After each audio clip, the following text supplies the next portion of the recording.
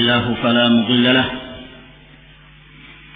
ومن يضلل فلا هادي له وأشهد أن لا إله إلا الله وحده لا شريك له وأشهد أن محمدا عبده ورسوله صلى الله عليه وعلى آله وأصحابه وسلم تسليما كثيرا.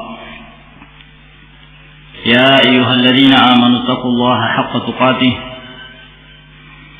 ولا تموتن إلا وأنتم مسلمون. يا أيها الناس اتقوا ربكم الذي خلقكم من نفس واحدة وخلق منها زوجها وبث منهما رجالا كثيرا ونساء واتقوا الله الذي تساءلون به والأرحام إن الله كان عليكم رقيبا. يا أيها الذين آمنوا اتقوا الله وقولوا قولا سديدا يصلح لكم أعمالكم ويغفر لكم ذنوبكم ومن يطع الله ورسوله فقد فاز فوزا عظيما. أما بعد فإن أصدق الحديث كلام الله تبارك وتعالى وخير الهدي هدي محمد صلى الله عليه وعلى آله وسلم وشر الأمور محدثاتها فإن كل محدثة بدعة وكل بدعة ضلالة وكل ضلالة في النار. معاشر المسلمين أعزنا الله وإياكم. Alhamdulillah, kita masih diberi kesempatan untuk kembali berkumpul pada malam hari ini, melanjutkan kajian kita, melanjutkan talabul ilmi kita dari kitab yang paling sahih setelah Al-Quranul Karim, yaitu kitab sahih Al-Imam Al-Bukhari rahimahullah ta'ala. Dan tentu apa yang kita pelajari dari setiap pertemuan, di mana kita mempelajari satu hadis atau bahkan mungkin lebih, berarti kita telah mendapatkan bahagian dari warisan Rasulullah sallallahu alaihi wasallam. Dan ini merupakan warisan yang terbaik. Faman akhadahu faqad akhadha bihadhin wafir. Barang siapa yang mengambil warisan itu, maka sungguh dia telah mendapatkan bahagian yang banyak sekali. Oleh karena itu, seorang yang banyak mengambil warisan alaihi wasallam menjadi orang-orang yang mulia, yang terpuji dalam kehidupan dunianya, demikian pula dalam kehidupan akhirah. Dan ini merupakan pembuktian kebenaran Subhanahu wa ta'ala. Yarfa'illahu alladhina amanu minkum walladhina utul ilma darajat. Allah mengangkat derajat orang-orang yang beriman di antara kalian, dan orang-orang yang diberikan ilmu diangkat lagi beberapa derajat oleh Allah Subhanahu wa ta'ala. Dan Allah Jalla wa Ala berfirman, narfa'u darajatin man nasha'. Kami mengangkat derajat hamba-hamba yang kami kehendaki, yaitu dengan ilmu. Maka seorang yang bersungguh-sungguh mempelajari ilmu syar'i, maka ini berarti dia mengangkat dirinya dari kejahilan dan akan semakin meninggikan kedudukan dan derajatnya di sisi Allah Subhanahu wa ta'ala. Semoga kita termasuk di antara mereka yang menuntut ilmu, mempelajari Al-Quranul Karim dan sunnah Nabi sallallahu alaihi wasallam dengan penuh keikhlasan dan hanya mengharapkan ridha Allah Subhanahu wa ta'ala. Ma'asyiral muslimin rahimakumullah, Kita lanjutkan kembali kajian kita dari Sahih Al-Imam Al-Bukhari rahimahullahu ta'ala, di mana pada pertemuan sebelumnya kita masih dalam pembahasan tentang kitabul wudu, dan pembahasan sebelumnya kita telah sampai kepada bab at-tasmiyah ala kulli halin wa 'inda al-wiqa'. Dianjurkannya membaca basmalah dalam setiap keadaan, dan bahkan pada setiap kali seorang mendatangi istrinya dianjurkan membaca basmalah. Dan telah kita jelaskan bahwa Imam Al-Bukhari rahimahullahu ta'ala menyebutkan hadis Ibn Abbas radhiyallahu ta'ala anhuma yang menyebutkan anjuran membaca basmalah untuk dijadikan sebagai dalil bahwa apabila seorang yang mendatangi istrinya dianjurkan membaca basmalah, maka terlebih lagi pada saat ketika seorang mendatangi ketika seorang hendak berwudu, maka lebih ditekankan lagi dan dianjurkan untuk membaca basmalah. Dan ini dikuatkan dengan hadis yang diriwayatkan dari Nabi sallallahu alaihi wasallam, "Wala wudu'a liman lam yadhkir ismallah alaihi," dan tidak ada wudu bagi orang yang tidak menyebut nama Allah Subhanahu wa taala.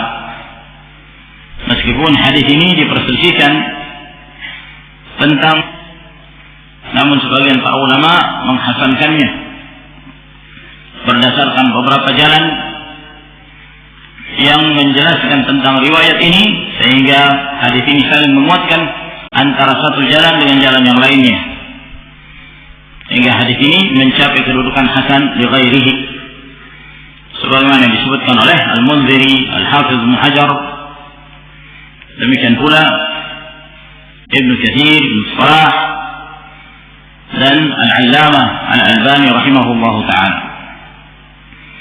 Kemudian kita melanjutkan ke bab yang berikutnya.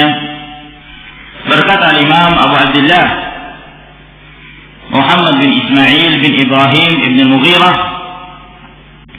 ibn Bardizbah al-Ju'fi maulahum al-Bukhari rahimahullahu ta'ala, babun ma yaqulu 'inda al-khala'. Bab tentang apa yang diucapkan oleh seseorang ketika mendatangi al-khala', yaitu tempat buang hajat. Tempat buang hajat. Ma yaqulu 'inda al-khala', apa yang dia ucapkan 'inda al-khala'. Yang dimaksud 'inda ketika atau di saat al-khala', di tempat buang hajat. Dan yang dimaksud di sini yaitu ketika memasukinya, 'inda dukhulil khala' atau 'inda iradati dukhul, memasuki tempat untuk buang hajat. Apa yang diucapkan oleh seorang ketika hendak memasuki WC? Ini yang akan beliau bahas, di mana beliau akan menyebutkan satu hadis yang datang dari Rasulullah sallallahu alaihi wasallam. Lalu berkata Imam Al-Bukhari rahimahullah taala, haddatsana Adam, telah memberitakan kepada kami Adam bin Abi Iyas Al-Khurasani Al-Marrudi Abu Al-Hasan Al-Asqalani, dan beliau salah seorang perawi yang terpercaya dalam meriwayatkan hadis.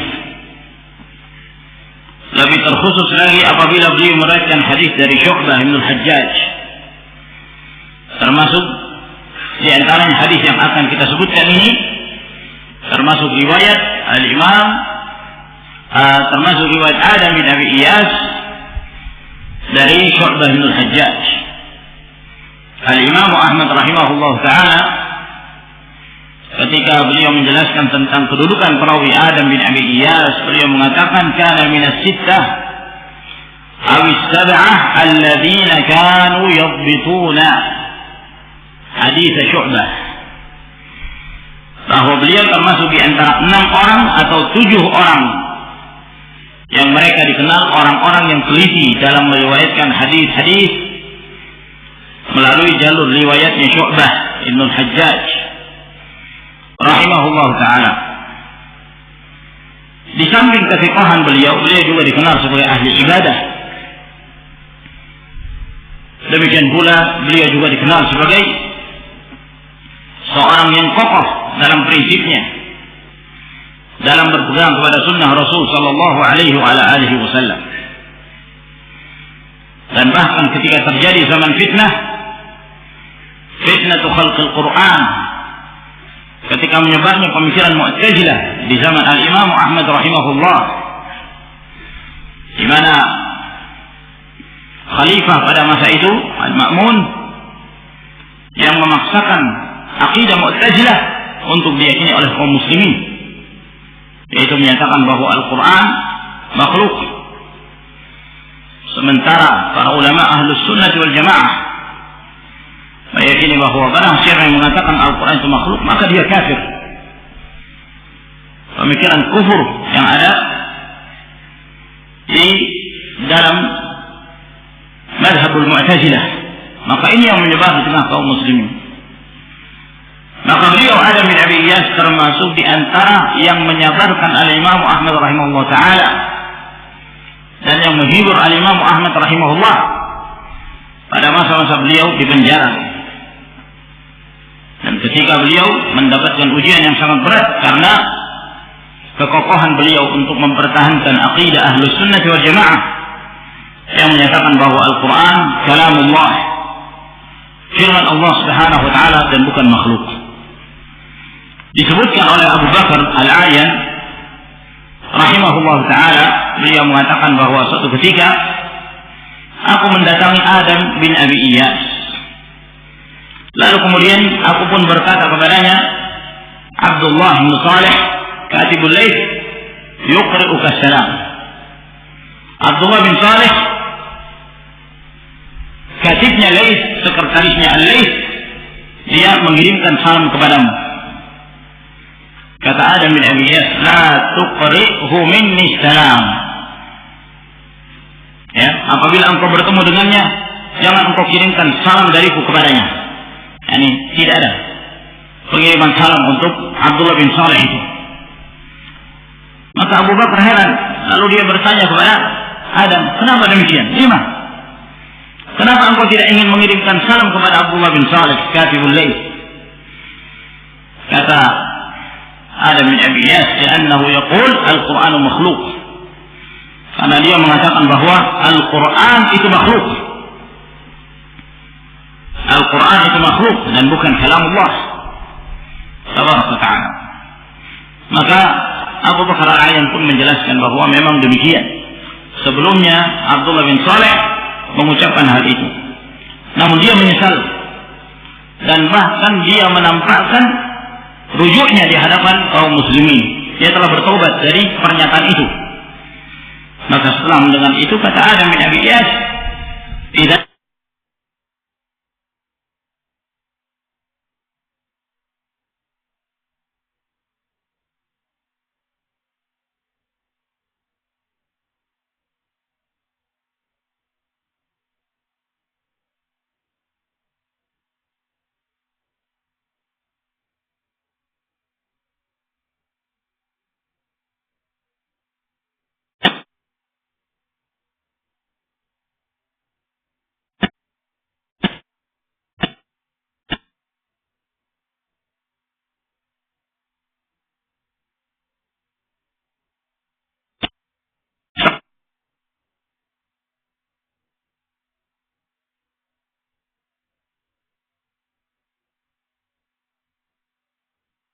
anta musyrifun 'alal jannah.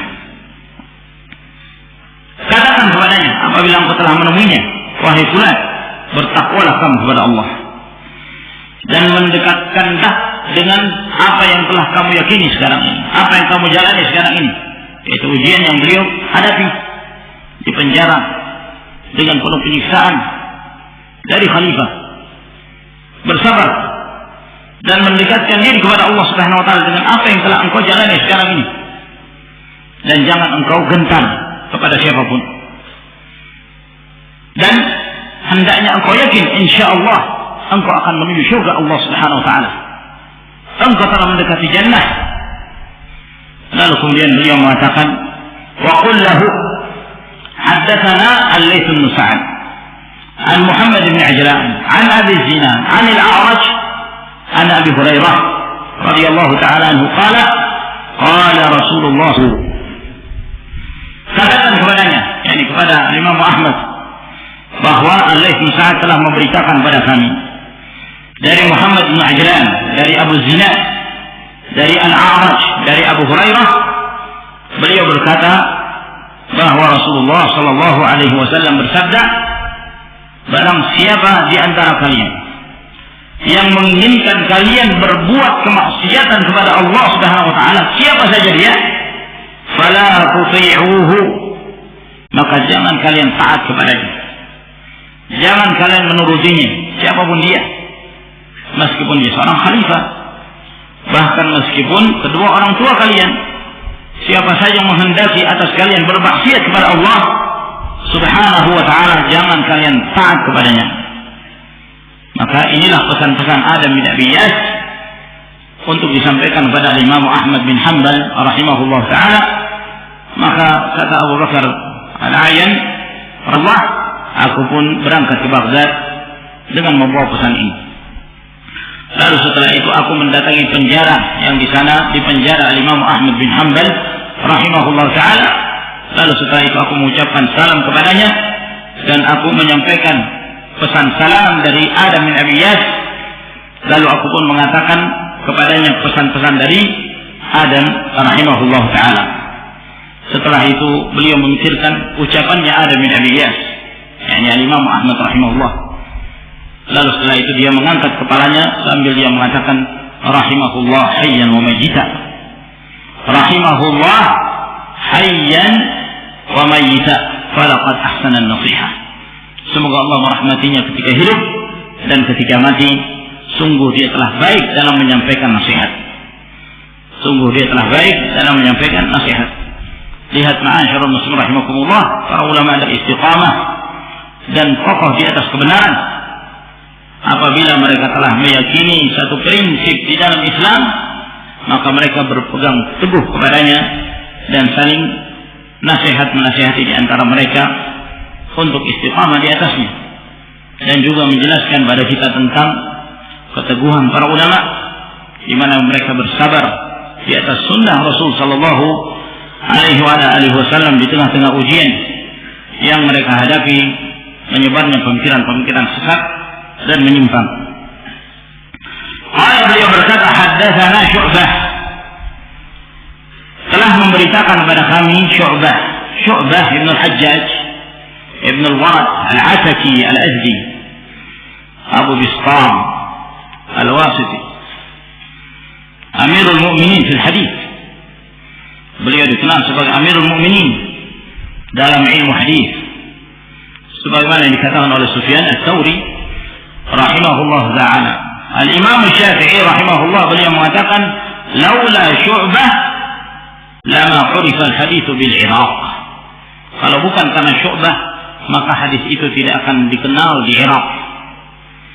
Beliaulah salah seorang yang menyebar sunnah Nabi sallallahu alaihi wasallam. Sebab sebelum Syu'bah, Irak termasuk Kufah dan yang semisalnya, banyak dari mereka jahil tentang hadis-hadis Rasulullah sallallahu alaihi wasallam, sehingga tidak sedikit dari mereka ketika mengamalkan Islam terkadang mereka bersandar kepada qiyas, kepada rayu, dan menyebarnya madhab al-Hanafiyah pada masa itu. Namun Syu'bah bin al-Hajjaj rahimahullah ta'ala, dengan kelebihan ilmu yang beliau miliki, di mana beliau menyebarkan hadis-hadis Nabi sallallahu alaihi wasallam dan memisahkan mana hadis yang sahih dan mana yang hadis yang palsu yang disandarkan pada Rasulullah SAW dan bukan termasuk dari hadis Nabi SAW, maka beliau menjelaskan tentang sunnah Nabi SAW sehingga menyebarlah sunnah-sunnah Rasulullah dan hadis-hadis Rasulullah sallallahu alaihi wa ala alihi wasallam. An Abdul Aziz bin Suhaib, dari Abdul Aziz bin Suhaib.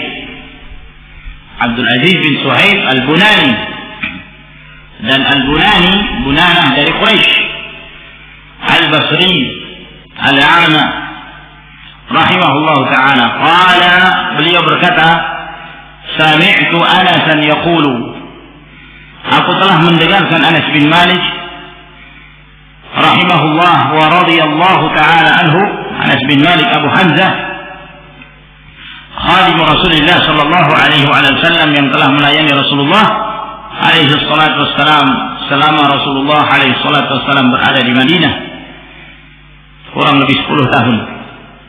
Aku mendengarkan Anas bin Malik radhiyallahu ta'ala anhu berkata, kana Nabi sallallahu alaihi wa ala alihi wasallam idza dakhala al-khala'a, adalah Nabi sallallahu alaihi wa ala alihi wasallam. Penyebutan kana nabiyyu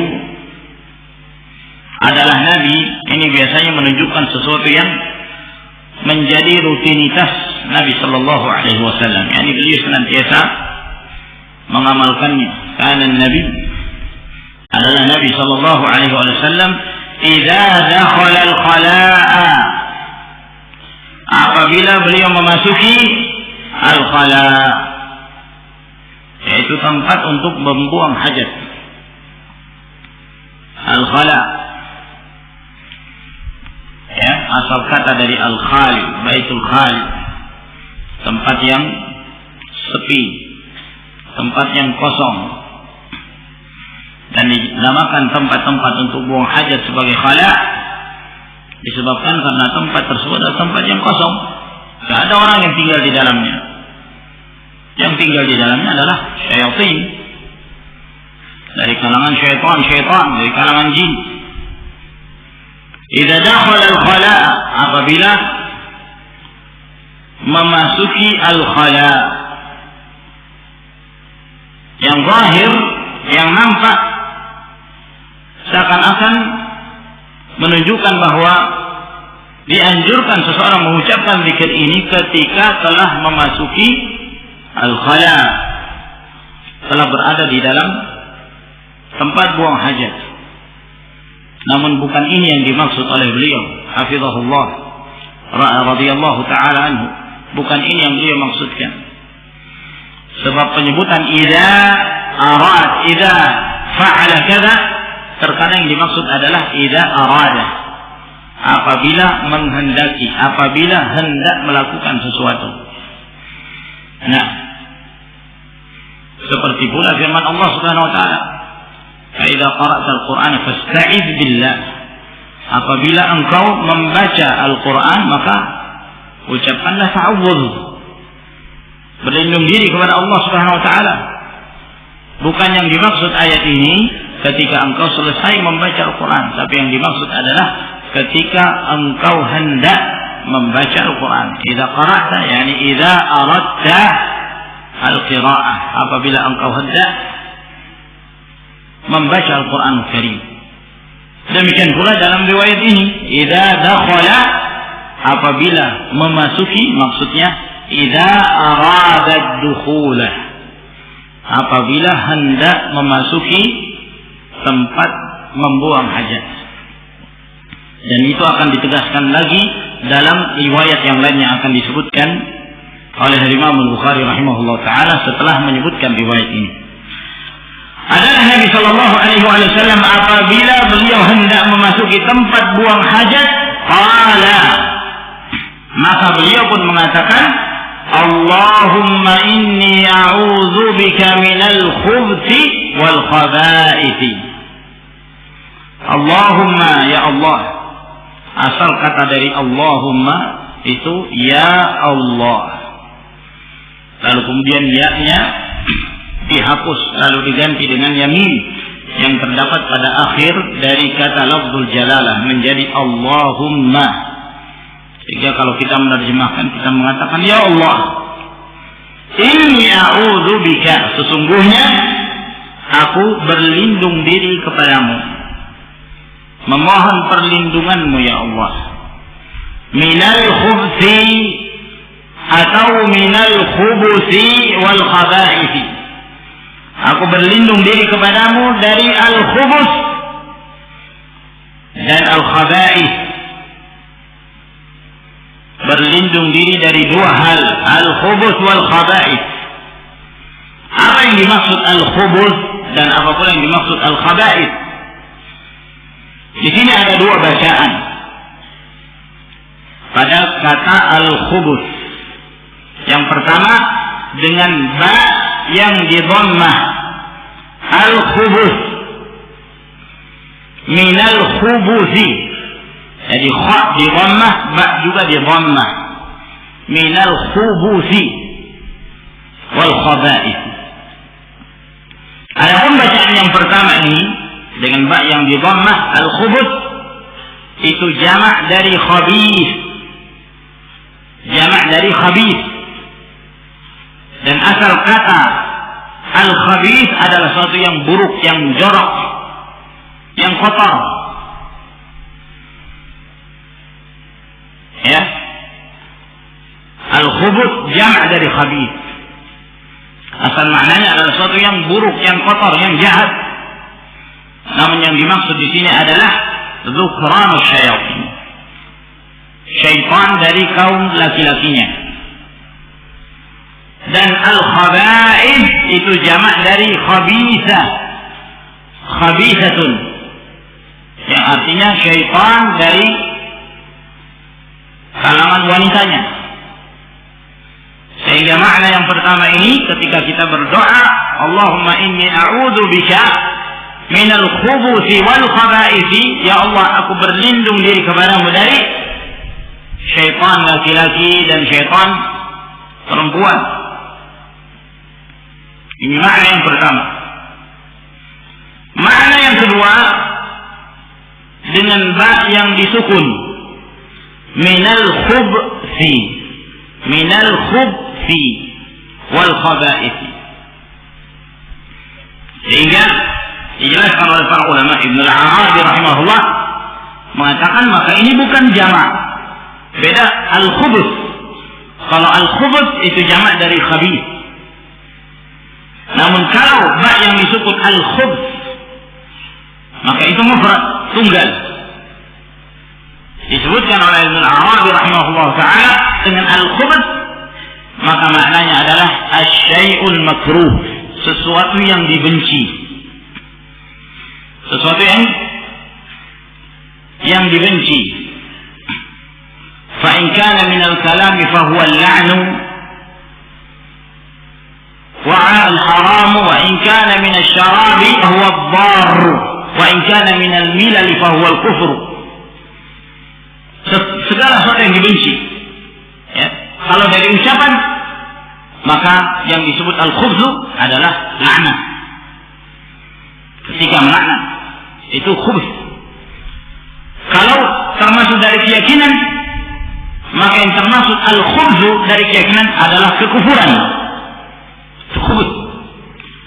Kalau al-khubuz pada makanan adalah makanan yang haram, dan khubuz pada minuman adalah minuman yang memudaratkan, beracun atau membahayakan, maka itu disebut khubuz, al-khubzu. Sehingga ketika seorang berlindung, Allahumma inni a'udzubika minal khubthi, ya Allah aku berlindung diri kepadamu dari segala sesuatu yang tidak disukai, yang dibenci, apa saja. Wal khabaithi, adapun al khaba'ith yang dimaksud di sini adalah al ma'asi, perbuatan kemaksiatan secara mutlak atau perbuatan-perbuatan yang tercela secara mutlak.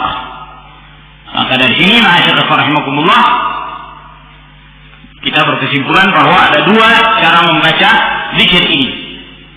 Apakah dengan ba yang di dhammah atau ba yang disukun? Nah, dan setelah kita jelaskan masing-masing dari maknanya, maka kita mengatakan Allahumma inni a'udzubika minal khubuthi wal khaba'ith. Kalau al khubuthi maknanya apa? Hah? Maknanya apa? Setan laki-laki. Al khaba'ith setan perempuan. Tapi kalau dengan ba yang di dhammah minal khubuthi, sesuatu yang dibenci. Kalau dari ucapan apa? Nah, kalau dari apa saja yang dibenci. Dan perbuatan kemaksiatan itu apa? Di dhammah atau disebut?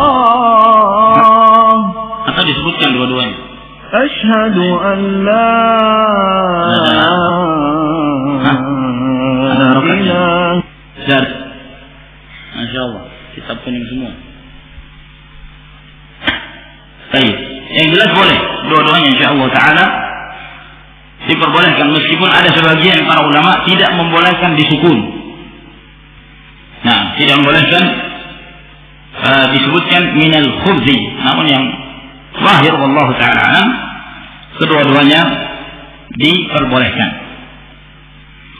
Tabi'ahu Ibnu Arwa'ah an Syu'bah. Hadis ini dikuatkan pula, yang dimaksud riwayatnya Adam bin Abi Iyas itu dikuatkan pula oleh Ibnu Ar'arah, yani Muhammad Ibnu Ar'arah bin Brinj Al-Qurashi, dalam meriwayatkan hadis dari Syu'bah dan seterusnya, Abdul Aziz bin Suhaib dan seterusnya. Wa qala Gundarun an Syu'bah, dan berkata Gundar dari Syu'bah, Gundar Muhammad bin Ja'far Al-Hudali, beliau adalah Rabib Syu'bah. Gundar senantiasa menemani Syu'bah selama 20 tahun. Nah, sebabkan karena Syu'bah menikahi ibunya Gundar, sehingga ini jadikan kesempatan bagi Gundar untuk mengambil riwayatnya Syu'bah dan meriwayatkan darinya, sehingga Gundar termasuk di antara perawi yang paling terpercaya dalam meriwayatkan hadis dari Syu'bah bin Hajjaj. Nah, disebutkan dalam riwayat Gundar dari Syu'bah dengan lafaz idza atal khala'a, apabila mendatangi al khala', tempat buang hajat. Wa qala Musa an Hammad, dan berkata Musa dari Hammad, Musa bin Salamah Tabuzaki dari Hammad bin Salamah, disebutkan Hammad bin Salamah yakni dari riwayat Abdul Aziz bin Suhaib dengan lafaz idza dakhala, apabila masuk atau hendak memasuki tempat buang hajat. Wa qala Sa'id bin Zaid haddatsana Abdul Aziz. Adapun Sa'id bin Zaid ini saudaranya Hammad bin Zaid. Namun Hammad bin Zaid adalah seorang perawi yang thiqah. Adapun Sa'id bin Zaid ini Al-Imam Al-Bukhari rahimahullah taala tidak menyebutkan hadis perawi ini kecuali di tempat ini. Ini satu-satunya tempat di mana Al-Imam Al-Bukhari menyebutkan hadis Sa'id bin Zaid. Tidak ada di tempat yang lain.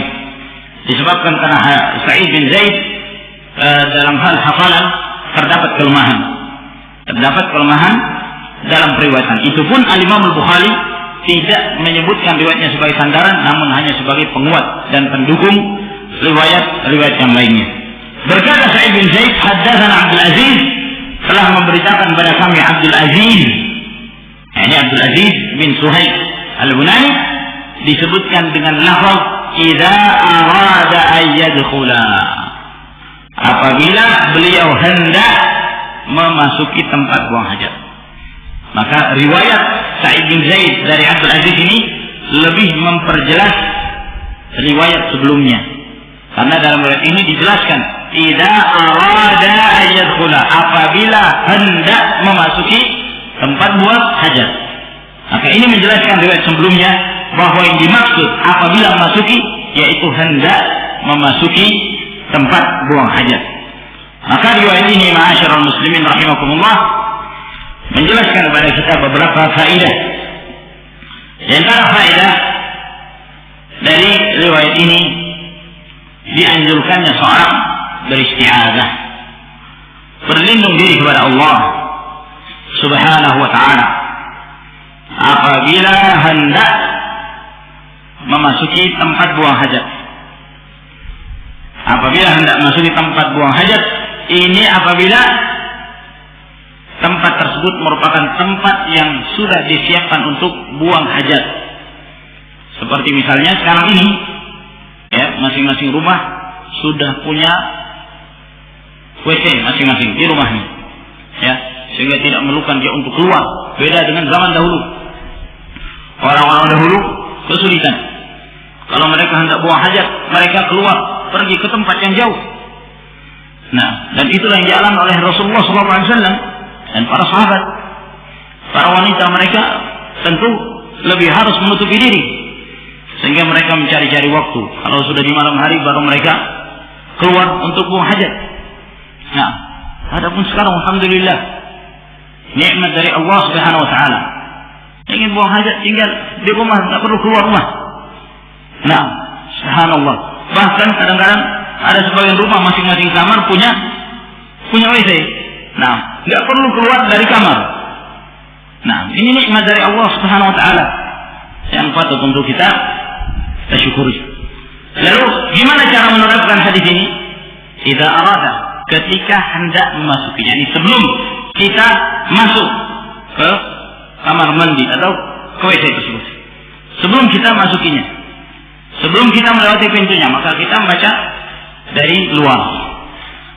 Lalu gimana kalau misalnya di tempat-tempat yang, karena tidak selalu kita ketika buang hajat harus ke tempat yang sudah disiapkan seperti itu. Kadang-kadang kita di perjalanan misalnya, ya kan, butuh buang hajat, buang air kecil misalnya, ya. Nah, dalam perjalanan naik bus, lalu kemudian seorang ingin buang air kecil, sehingga tentu dia mencari tempat tertentu, dan di situ tidak ada tempat yang disediakan untuk buang hajat. Nah, gimana caranya? Dan kapan dia mengucapkan doa ini? Kata para ulama, inda syurur, ketika akan melakukannya, ya, ketika akan melakukannya. Dan di situ terlihat ada tanda-tandanya. Misalnya seorang ingin buang air besar, buang hajat, ya, pada saat dia akan mengangkat pakaiannya, maka di situ dia membaca doa ini. Nah, atau ketika buang air kecil, pada saat dia membuka celananya, nah, membuka sirwal atau yang semisalnya. Nah, ya, misalnya afwan kalau ada roslet yang misalnya dibuka, sambil membaca Allahumma inni a'udzubika minal khubuthi wal khaba'ith. Ketika akan dibuka, yang jelas di situ ada tanda-tanda yang menunjukkan bahwa dia akan buang hajat. Ya. Termasuk di antara hikmahnya membaca zikir ini adalah agar kemudian kita tidak diganggu oleh syaitan, dan agar mereka tidak melihat aurat kita. Dan ini yang disebutkan dalam beberapa riwayat, seperti yang disebutkan dalam riwayat Tirmidzi, Ibnu Majah dari hadis Ali bin Abi Thalib, juga datang dari hadis Abu Sa'id Al-Khudri, Ibnu Mas'ud, Muawiyah bin Haidah, bahwa Nabi alaihi wasallam mengatakan, "Satru ma bainal jinni wa awrati bani Adam.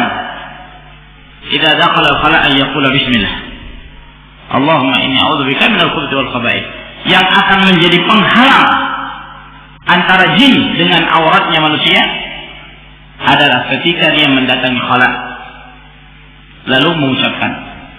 Nah, jadi ini menunjukkan bahwa zikir ini akan menghalangi seorang untuk diganggu oleh syaitan, dan agar auratnya tidak terlihat oleh kalangan jin. Sebab jin mereka bisa melihat kita, mereka bisa melihat manusia dalam keadaan kita tidak bisa melihat mereka, dan itu telah menjadi sunnatullah. Begitulah Allah Subhanahu wa taala menciptakan mereka. Allah Jalla wa Ala berfirman, "Innahu yarakum huwa wa qabiluhu min haitsu la tarawnahum. Inna ja'alna syayatina awliya lil ladzina la yu'minun." Sesungguhnya syaitan itu melihat kalian, dia dan para tentara melihat kalian dari arah yang kalian tidak bisa melihat mereka. Kalian tidak bisa melihat mereka. Namun ada keadaan-keadaan tertentu yang mereka tidak bisa mengganggu kita. Pada saat kita berzikir kepada Allah Subhanahu wa taala, ketika kita masuk rumah kita berzikir, ketika kita senantiasa menjaga rumah itu dengan zikrullah, Dan ketika kita memasuki tempat-tempat yang biasanya menjadi tempat syaitan, lalu kita berzikir kepada Allah, maka mereka tidak akan mampu melihat kita. Dan mereka tidak akan melihat aurat dan tidak akan mengganggu kita. Nah, oleh karena itu, ma'asyiral muslimin rahimakumullah, hendaknya kita senantiasa menjaga dan mengingat zikir ini. Gimana kalau lupa? Kalau misalnya seorang lupa, masuk begitu saja, sampai di kamar mandi baru dia ingat. Ya, gimana caranya? Kan kalau makan, kalau seorang makan kan bisa. Orang lupa membaca bismillah pada awalnya, maka dia mengatakan bismillahi awwaluhu wa akhiruhu. Tapi kalau masuk kamar mandi lupa, gimana? Awwaluhu akhiruhu. Nah, sementara di kamar mandi tidak diperbolehkan seorang berzikir kepada Allah Subhanahu wa taala dengan lisannya. Nah, ada yang mengatakan dia harus keluar dulu. Kalau sudah kebelet gimana? Nah, Syekh Ibnu Taimiyah rahimahullah taala beliau ditanya tentang hal ini. Kata beliau, ya tidak mengapa. Sudah, ya itu adalah amalan sunnah. Kalau sudah lewat waktunya, sudah lewat waktunya. Ya, fata mahalluha. Kalau sudah lewat dari waktunya, ya sudah selesai. Gimana lagi? Orang lupa. Nah, asal jangan menjadi pelupa. Dikit-dikit lupa terus. Nah, sehingga dia terus dalam kelalaiannya. Seorang ma'asyiral rahimakumullah akan selalu berada pada kebiasaan dia. Kalau dia terbiasa melakukan, kadang-kadang seorang ya dia tidak, kadang-kadang tanpa sadar pun dia sudah mengucapkan, iya kan? Seorang sholat terbiasa dalam sholat dia membaca Al-Fatihah. Kadang-kadang seorang tidak sadar dia sudah mengucapkan dan dia telah membaca Al-Fatihah. Maka demikian pula seorang membiasakan dirinya membaca zikir tertentu ketika melakukan aktivitasnya, maka dia akan terbiasa dengan zikir tersebut ketika melakukannya. Maka perlu kita biasakan. Sebelum makan ingat, ya mungkin sebelumnya sekian tahun bahkan puluhan tahun di antara kita ada yang tidak pernah membaca basmalah ketika makan. Yang penting bagi dia adalah makan, sudah selesai. Seakan-akan itu semata-mata urusan dunia. Padahal itu ibadah. Itu adalah ibadah dan di sana Islam mengatur ini. Kata cara makan, maka biasakan sebelum makan bisa.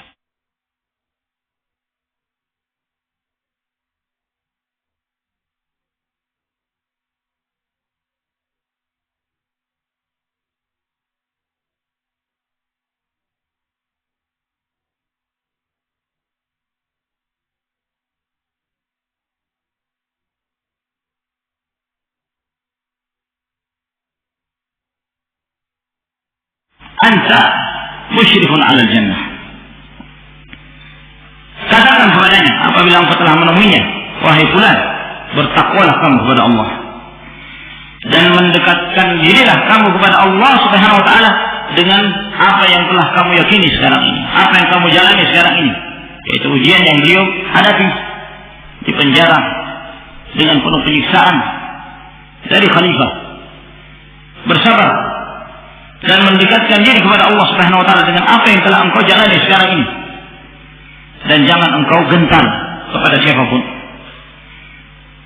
Dan hendaknya engkau yakin insyaallah engkau akan menuju surga Allah Subhanahu wa taala. Engkau telah mendekati jannah. Lalu kemudian beliau mengatakan, wa qul lahu haddatsana al-Laits bin Sa'd an Muhammad bin Ajlan an Abi Zinan an al-A'raj عن أبي هريرة رضي الله تعالى عنه قال قال رسول الله صلى الله عليه وعلى آله وسلم من أرادكم على معصية الله فلا تطيعوه. Katakan kepadanya, yakni kepada Imam Ahmad, bahwa Al-Laits bin Sa'd telah memberitakan kepada kami dari Muhammad bin Ajlan, dari Abu Zinad, dari Al-A'raj, dari Abu Hurairah. Beliau berkata bahwa Rasulullah Shallallahu Alaihi Wasallam bersabda, barang siapa di antara kalian yang menginginkan kalian berbuat kemaksiatan saja dia, fala tuti'uhu, maka jangan kalian taat kepadanya, jangan kalian menurutinya, siapapun dia. meskipun dia seorang khalifah, bahkan meskipun kedua orang tua kalian.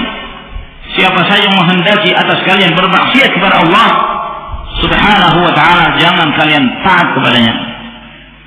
Maka inilah pesan-pesan Adam bin Abi Iyas untuk disampaikan kepada Imam Ahmad bin Hanbal rahimahullah ta'ala. Maka kata Abu Bakar Al-Ayyan rahimahullah, aku pun berangkat ke Baghdad dengan membawa pesan ini. Lalu setelah itu aku mendatangi penjara yang di sana dipenjara Imam Ahmad bin Hanbal rahimahullah ta'ala. Lalu setelah itu aku mengucapkan salam kepadanya dan aku menyampaikan pesan salam dari Adam bin Abi Iyas. Lalu aku pun mengatakan kepadanya pesan-pesan dari Adam rahimahullah ta'ala.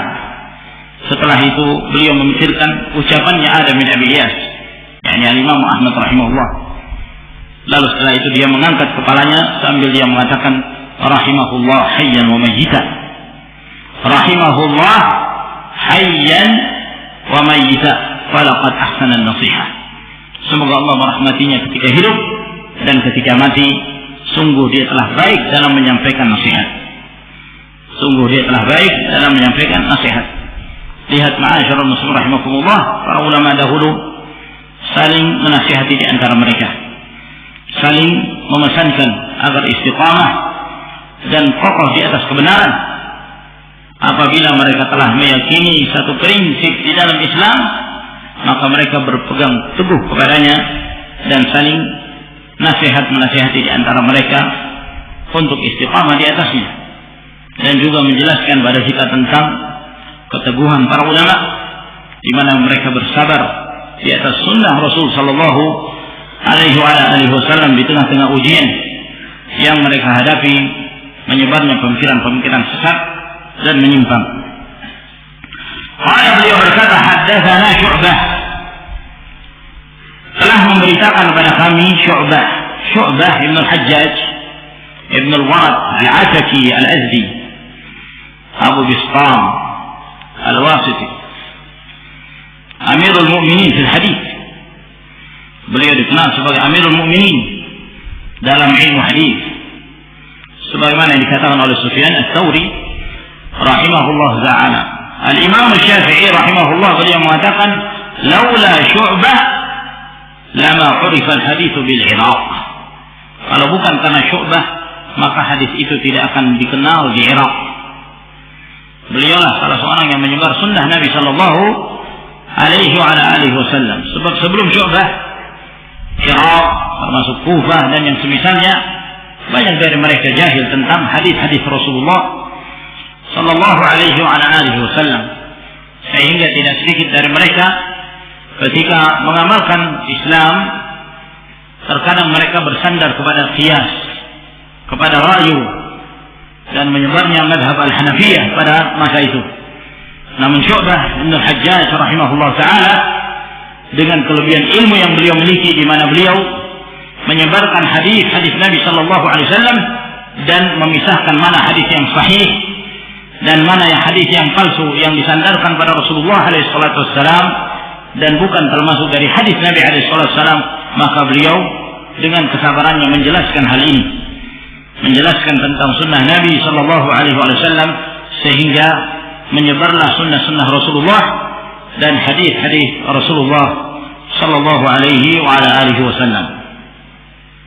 An Abdul Aziz bin Suhaib, dari Abdul Aziz bin Suhaib, Abdul Aziz bin Suhaib al-Bunani, dan al-Bunani Bunanah dari Quraisy, al-Basri al-A'ma rahimahullah ta'ala. Qala, beliau berkata, sami'tu Anasan yaqulu, aku telah mendengarkan Anas bin Malik rahimahullah wa radiyallahu ta'ala anhu, Anas bin Malik Abu Hamzah, khadim Rasulullah sallallahu alaihi wasallam, yang telah melayani Rasulullah alaihi salatu wassalam selama Rasulullah alaihi salatu wassalam berada di Madinah kurang lebih 10 tahun. Aku mendengarkan Anas bin Malik radhiyallahu ta'ala anhu berkata, kana Nabi sallallahu alaihi wa ala alihi wasallam idza dakhala al-khala'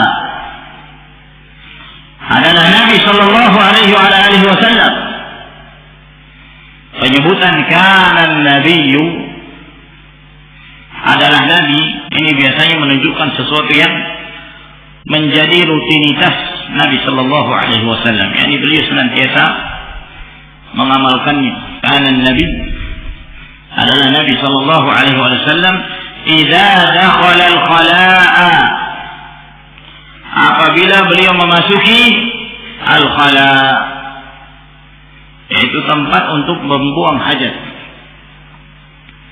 Al-khala', ya, asal kata dari al-khali, baitul khali, tempat yang sepi, tempat yang kosong, dan dinamakan tempat-tempat untuk buang hajat sebagai khala' disebabkan karena tempat tersebut adalah tempat yang kosong, tidak ada orang yang tinggal di dalamnya. Yang tinggal di dalamnya adalah syaitan, dari kalangan syaitan, dari kalangan jin. Idza dakhala al-khala', apabila memasuki al-khala', yang zahir, yang nampak seakan-akan menunjukkan bahwa dianjurkan seseorang mengucapkan zikir ini ketika telah memasuki al-khala', telah berada di dalam tempat buang hajat. Namun bukan ini yang dimaksud oleh beliau, hafizahullah radhiyallahu taala anhu. Bukan ini yang beliau maksudkan. Sebab penyebutan idza arad, idza fa'ala kadza, terkadang dimaksud adalah idza arada, apabila menghendaki, apabila hendak melakukan sesuatu. Nah, seperti pula firman Allah Subhanahu wa taala, "Fa idza qara'ta al-Qur'an fasta'idz billah." Apabila engkau ucapkanlah ta'awudz, berlindung diri kepada Allah Subhanahu wa taala.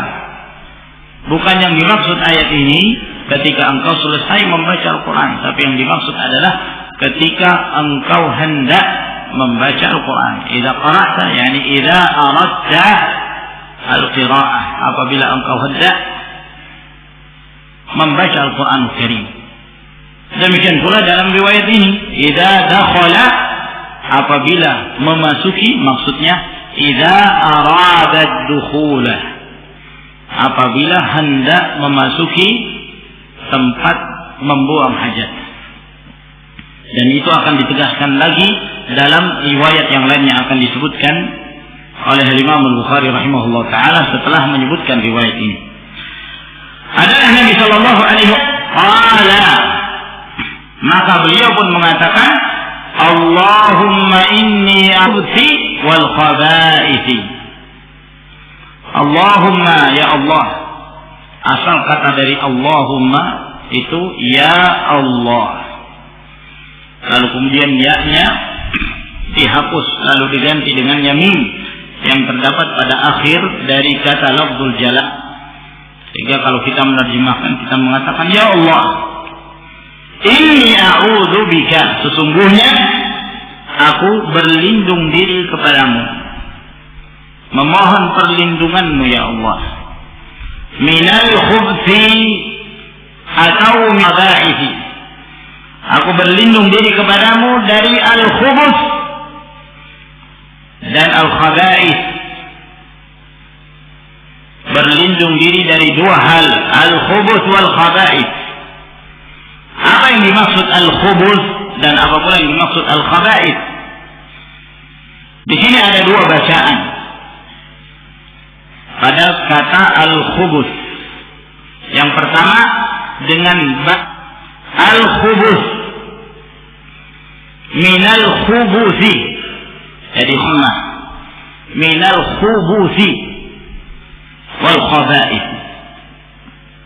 Adapun bacaan yang pertama ini dengan ba yang di dhammah, al-khubuth itu jamak dari khabith, jamak dari khabith, dan asal kata al-khabith adalah sesuatu yang buruk, yang jorok, yang kotor.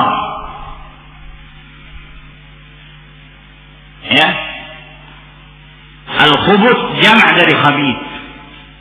Asal maknanya adalah sesuatu yang buruk, yang kotor, yang jahat.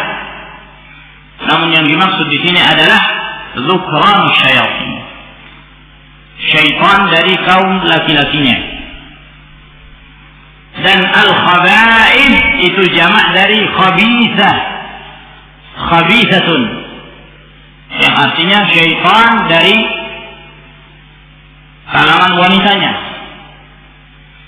Sehingga makna yang pertama ini ketika kita berdoa, Allahumma inni a'udzu bika minal khubuthi wal khaba'ithi, ya Allah aku berlindung diri kepadamu dari syaitan laki-laki dan syaitan perempuan. Ini makna yang pertama. Makna yang kedua dengan ba yang disukun, minal khubthi, minal khubthi wal khaba'ithi. Sehingga dijelaskan oleh para ulama, Ibnu Al-Arabi rahimahullah mengatakan maka ini bukan jamak. Beda al-khubuth. Kalau al-khubuth itu jamak dari khabith. Namun kalau ba yang disukun al-khubth maka itu mufrad, tunggal. Disebutkan oleh Ibnu Al-Arabi rahimahullah taala bahwa apabila dibaca dengan al-khubuth maka maknanya adalah asy-syai'ul makruh, sesuatu yang dibenci, sesuatu yang dibenci. Fa in kana min al-kalam fa huwa al-la'nu wa al-haram, wa in kana min asy-syarab fa huwa ad-darr, wa in kana min al-milal fa huwa al-kufr. Segala sesuatu yang dibenci, ya. Kalau dari ucapan maka yang disebut al-khubzu adalah laknat. Ketika melaknat itu khubz. Kalau termasuk dari keyakinan maka yang termasuk al-khubzu dari keyakinan adalah kekufuran. Itu khubz. Kalau al-khubz pada makanan adalah makanan yang haram. Dan khubz pada minuman adalah minuman yang memudaratkan, beracun atau membahayakan, maka itu disebut khubz, al-khubzu. Sehingga ketika seorang berlindung, Allahumma inni a'udzu bika minal khubthi, ya Allah aku berlindung diri kepadamu dari segala sesuatu yang tidak disukai, yang dibenci, apa saja. Wal khaba'ithi, adapun al-khaba'ith yang dimaksud di sini adalah al-ma'asi, perbuatan kemaksiatan secara mutlak, atau perbuatan-perbuatan yang tercela secara mutlak. Maka dari sini ma'asyiral rahimakumullah, kita berkesimpulan bahwa ada dua cara membaca zikir ini. Apakah dengan ba yang di dhammah atau ba yang disukun? Nah, dan telah kita jelaskan masing-masing dari maknanya. Apa kita mengatakan Allahumma inni a'udzu bika minal khubuthi wal khaba'ithi. Kalau al-khubuthi maknanya apa? Hah? Maknanya apa? Setan laki-laki. Al-khaba'ith setan perempuan. Tapi kalau dengan ba yang di dhammah, minal khubthi, sesuatu yang dibenci. Kalau dari ucapan apa? Laknat. Kalau dari keyakinan, kekufuran. Kalau makanan yang haram, kalau minuman yang membahayakan. Nah, apa saja yang dibenci. Dan al-khaba'ith adalah perbuatan-perbuatan kemaksiatan. Itu apa? Di dhammah atau disukun? Atau disebutkan dua-duanya? Tidak ada harokatnya. Kitab kuning. Ada harokatnya. Dan Masya Allah, kitab kuning semua. Baik. Yang jelas boleh dua-duanya insyaallah taala diperbolehkan, meskipun ada sebagian para ulama tidak membolehkan disukun. Nah, tidak membolehkan disebutkan minal khubzi, namun yang zahir wallahu taala alam kedua-duanya diperbolehkan. Tabi'ahu Ibnu Arwa'ah an Syu'bah. Hadis ini dikuatkan pula, yang dimaksud riwayatnya Adam bin Abi Iyas itu dikuatkan pula oleh Ibnu Ar'arah, yani Muhammad Ibnu Ar'arah bin Brinj Al-Qurashi, dalam meriwayatkan hadis dari Syu'bah dan seterusnya, Abdul Aziz bin Suhaib dan seterusnya. Wa qala Gundarun an Syu'bah, dan berkata Gundar dari Syu'bah, Gundar Muhammad bin Ja'far Al-Hudali, beliau adalah rabi Syu'bah. Gundar senantiasa menemani Syu'bah selama 20 tahun. Nah, sebabkan karena Syu'bah menikahi ibunya Gundar, sehingga ini jadikan kesempatan bagi Gundar untuk mengambil riwayat-riwayatnya Syu'bah dan meriwayatkan darinya, sehingga Gundar termasuk di antara perawi yang paling terpercaya dalam meriwayatkan hadis dari Syu'bah bin Al-Hajjaj. Nah, disebutkan dalam riwayat Gundar dari Syu'bah dengan lafaz idza atal khala'a, apabila mendatangi al-khala', tempat buang hajat. Wa qala Musa al-Hammad, dan berkata Musa dari Hammad, Musa bin Salamah at-Tabudaki dari Hammad bin Salamah, disebutkan Hammad bin Salamah yakni dari riwayat Abdul Aziz bin Suhaib dengan lafaz idza dakhala, apabila masuk atau hendak memasuki tempat buang hajat. Wa qala Sa'id bin Zaid haddatsana Abdul Aziz, adapun Sa'id bin Zaid ini saudaranya Hammad bin Zaid, namun Hammad bin Zaid adalah seorang perawi yang thiqah. Adapun Sa'id bin Zaid ini Al-Imam Al-Bukhari rahimahullah ta'ala tidak menyebutkan hadis perawi ini kecuali di tempat ini. Ini satu-satunya tempat di mana Al-Imam Al-Bukhari menyebutkan hadis Sa'id bin Zaid. Tidak ada di tempat yang lain. Disebabkan karena Sa'id bin Zaid dalam hal hafalan terdapat kelemahan dalam periwayatan. Itu pun Al-Imam Al-Bukhari tidak menyebutkan riwayatnya sebagai sandaran, namun hanya sebagai penguat dan pendukung riwayat yang lainnya. Berkata Sa'id bin Zaid, haddatsana Abdul Aziz, telah memberitakan kepada kami Abdul Aziz, yakni Abdul Aziz bin Suhaib Al-Bunani, disebutkan dengan lafaz idza arada an yadkhula, apabila beliau hendak memasuki tempat buang hajat. Maka riwayat Sa'id bin Zaid dari Abdul Aziz ini lebih memperjelas riwayat sebelumnya, karena dalam riwayat ini dijelaskan idza arada an yadkhula, apabila hendak memasuki tempat buang hajat.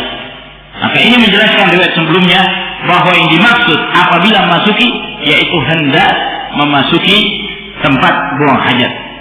Maka riwayat ini ma'asyiral muslimin rahimakumullah menjelaskan kepada kita beberapa faedah. Di antara faedah dari riwayat ini dianjurkannya seorang beristi'adzah, berlindung diri kepada Allah Subhanahu wa ta'ala apabila hendak memasuki tempat buang hajat. Apabila hendak memasuki tempat buang hajat, ini apabila tempat tersebut merupakan tempat yang sudah disiapkan untuk buang hajat. Seperti misalnya sekarang ini, ya, masing-masing rumah sudah punya WC masing-masing di rumahnya, ya, sehingga tidak memerlukan dia untuk keluar. Beda dengan zaman dahulu. Orang-orang dahulu kesulitan. Kalau mereka hendak buang hajat, mereka keluar pergi ke tempat yang jauh. Nah, dan itulah yang dialami oleh Rasulullah SAW dan para sahabat. Para wanita mereka tentu lebih harus menutupi diri, sehingga mereka mencari-cari waktu. Kalau sudah di malam hari baru mereka keluar untuk buang hajat. Nah, adapun sekarang alhamdulillah nikmat dari Allah Subhanahu wa taala. Ingin buang hajat tinggal di rumah, tak perlu keluar rumah.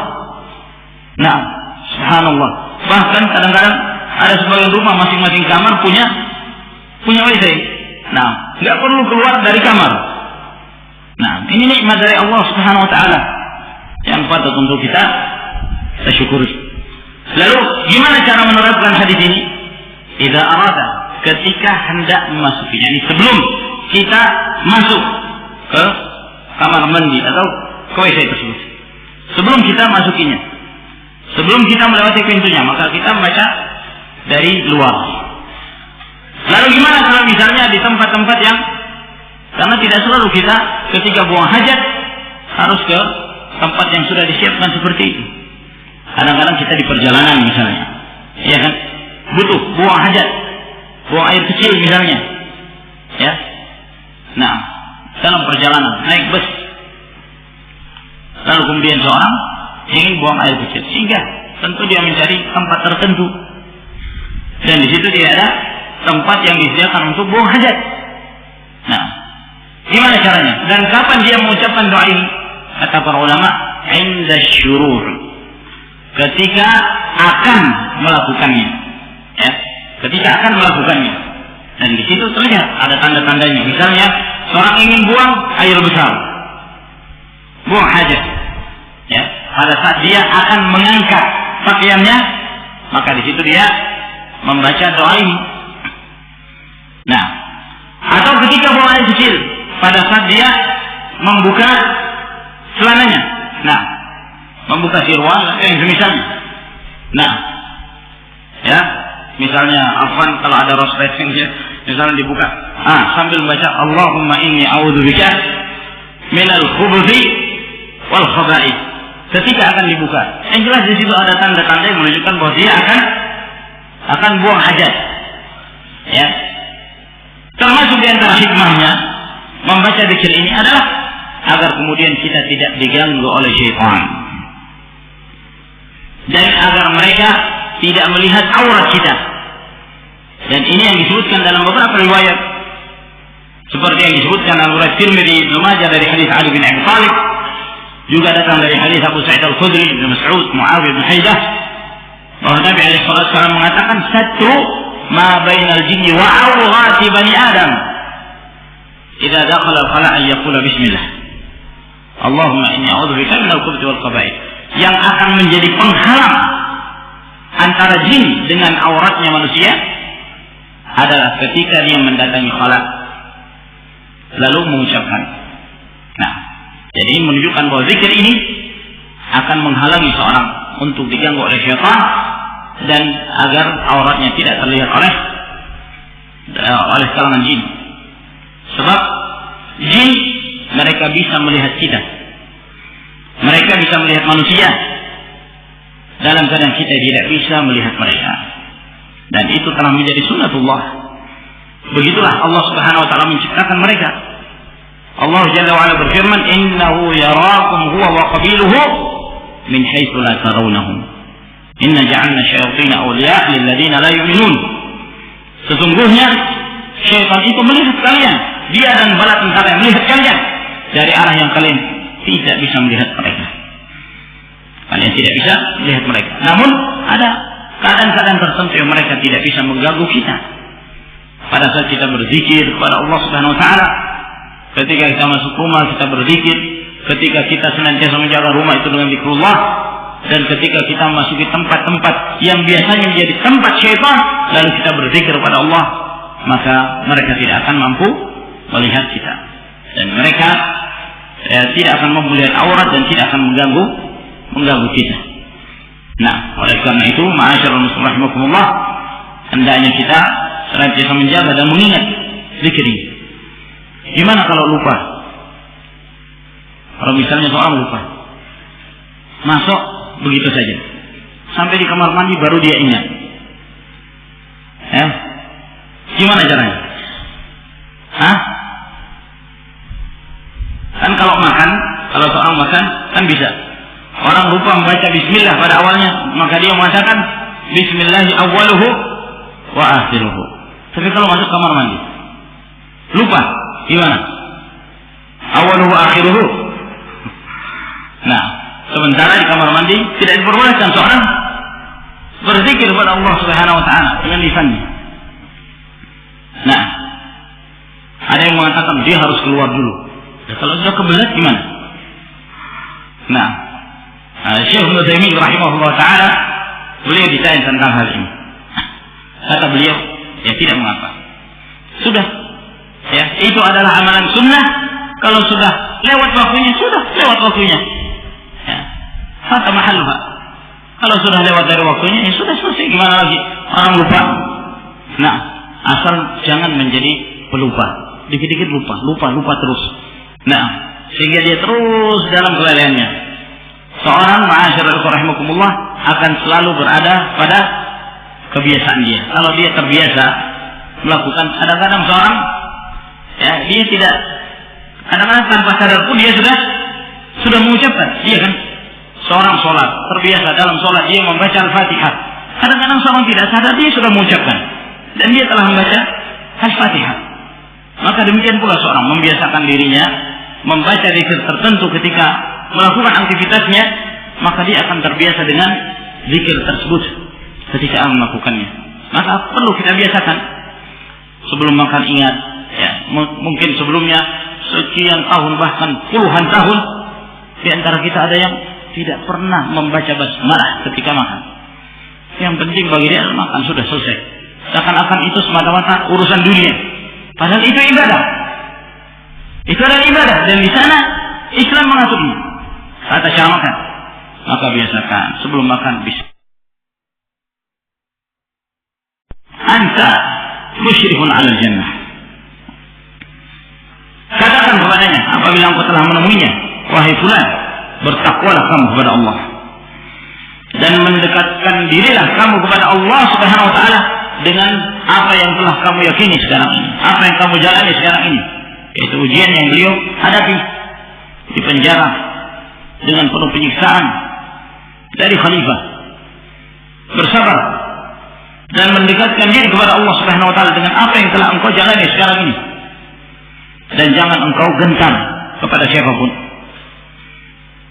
Dan hendaknya engkau yakin insyaallah engkau akan menuju surga Allah Subhanahu wa taala. Engkau telah mendekati jannah.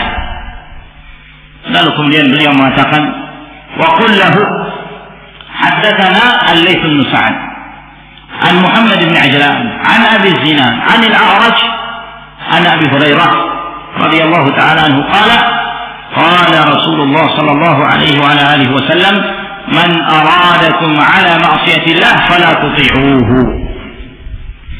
Katakan kepadanya, yakni kepada Imam Ahmad, bahwa Al-Layth bin Sa'd telah memberitakan kepada kami dari Muhammad bin Ajlan, dari Abu Zinad, dari Al-A'raj, dari Abu Hurairah, beliau berkata bahwa Rasulullah sallallahu alaihi wasallam bersabda, barang siapa di antara kalian yang menginginkan kalian berbuat kemaksiatan kepada Allah Subhanahu wa taala, siapa saja dia, fala tuti'uhu, maka jangan kalian taat kepadanya. Jangan kalian menurutinya, siapapun dia. Meskipun dia seorang khalifah, bahkan meskipun kedua orang tua kalian, siapa saja yang menghendaki atas kalian bermaksiat kepada Allah Subhanahu wa ta'ala, jangan kalian taat kepadanya. Maka inilah pesan-pesan Adam bin Abi Iyas untuk disampaikan kepada Imam Ahmad bin Hanbal rahimahullah ta'ala. Maka kata Abu Bakar Al-Ayan rahimahullah, aku pun berangkat ke Baghdad dengan membawa pesan ini. Lalu setelah itu aku mendatangi penjara yang di sana, di penjara Imam Ahmad bin Hanbal rahimahullah ta'ala. Lalu setelah itu aku mengucapkan salam kepadanya dan aku menyampaikan pesan salam dari Adam bin Abi Iyas. Lalu aku pun mengatakan kepadanya pesan-pesan dari Adam rahimahullah ta'ala. Setelah itu beliau memikirkan ucapannya Adam bin Abi Iyas, yakni Imam Ahmad rahimahullah. Lalu setelah itu dia mengangkat kepalanya sambil dia mengatakan rahimahullah hayyan wa mayyita. Rahimahullah hayyan wa mayyita falaqad ahsana an-nasihah. Semoga Allah merahmatinya ketika hidup dan ketika mati. Sungguh dia telah baik dalam menyampaikan nasihat. Sungguh dia telah baik dalam menyampaikan nasihat.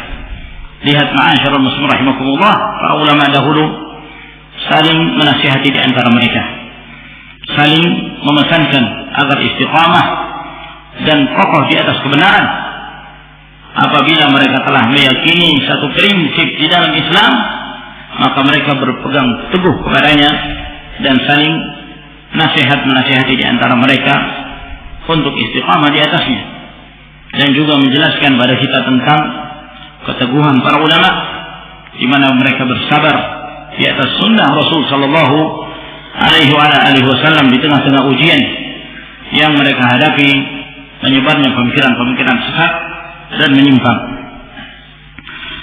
Beliau berkata, haddatsana Syu'bah, telah memberitakan kepada kami Syu'bah ibn al-Hajjaj ibn al-Warad al-Ataki al-Azdi Abu Bistam al-Wasiti, Amirul Mu'minin fil hadith. Beliau dikenal sebagai Amirul Mu'minin dalam ilmu hadith, sebagaimana dikatakan oleh Sufyan ats-Tsauri rahimahullah ta'ala. Al-Imam Syafi'i rahimahullah beliau mengatakan, laula Syu'bah lama urifa al-hadits bil Iraq. Kalau bukan karena Syu'bah, maka hadis itu tidak akan dikenal di Irak. Beliaulah salah seorang yang menyebar sunnah Nabi sallallahu alaihi wasallam. Sebab sebelum Syu'bah, Irak termasuk Kufah dan yang semisalnya, banyak dari mereka jahil tentang hadis-hadis Rasulullah sallallahu alaihi wasallam, sehingga tidak sedikit dari mereka ketika mengamalkan Islam terkadang mereka bersandar kepada qiyas, kepada ra'yu, dan menyebarnya madhab al-Hanafiyah pada masa itu. Namun Syu'bah ibn al-Hajjaj rahimahullah ta'ala dengan kelebihan ilmu yang beliau miliki, di mana beliau menyebarkan hadis-hadis Nabi sallallahu alaihi wasallam dan memisahkan mana hadis yang sahih dan mana yang hadis yang palsu yang disandarkan pada Rasulullah alaihi salatu wasallam dan bukan termasuk dari hadis Nabi alaihi salatu wasallam, maka beliau dengan kesabarannya menjelaskan hal ini, menjelaskan tentang sunnah Nabi sallallahu alaihi wasallam, sehingga menyebarlah sunnah-sunnah Rasulullah dan hadis-hadis Rasulullah sallallahu alaihi wasallam. An Abdul Aziz bin Suhaib, dari Abdul Aziz bin Suhaib, Abdul Aziz bin Suhaib al-Bunani, dan al-Bunani Bunanah dari Quraisy, al-Basri al-A'ma rahimahullah ta'ala. Qala, beliau berkata, sami'tu Anasan yaqulu, aku telah mendengarkan Anas bin Malik rahimahullah wa radiyallahu ta'ala anhu. Anas bin Malik Abu Hamzah, khadim Rasulullah sallallahu alaihi wasallam, yang telah melayani Rasulullah alaihi salatu wassalam selama Rasulullah alaihi salatu wassalam berada di Madinah kurang lebih 10 tahun. Aku mendengarkan Anas bin Malik radhiyallahu ta'ala anhu berkata, kana Nabi sallallahu alaihi wa ala alihi wasallam idza dakhala al-khalaa, adalah Nabi sallallahu alaihi wa ala alihi wasallam, penyebutan kana nabiyyu adalah nabi ini biasanya menunjukkan sesuatu yang menjadi rutinitas Nabi sallallahu alaihi wasallam, yakni beliau senantiasa mengamalkannya. Kana nabi adalah Nabi sallallahu alaihi wasallam idza dakhala al-khalaa, apabila beliau memasuki al-khala', yaitu tempat untuk membuang hajat. Al-khala',